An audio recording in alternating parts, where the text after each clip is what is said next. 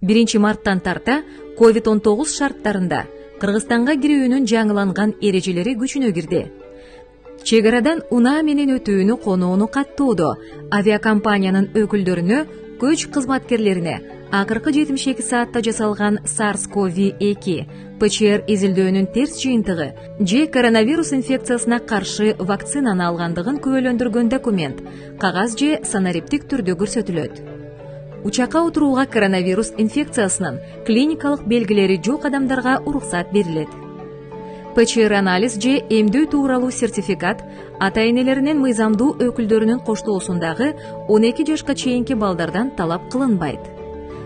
ПЧР тесттин жарактуулук мөөнөтү учуу, авиакаттамдардын кечигүүсү, транзиттик жүрүүгө байланыштуу объективдүү себептер боюнча аяктагандан кийин Кыргыз Республикасынын жарандары, чет элдик жарандар жана жарандыгы жок адамдар экспресс тесттен өтүүгө милдеттүү.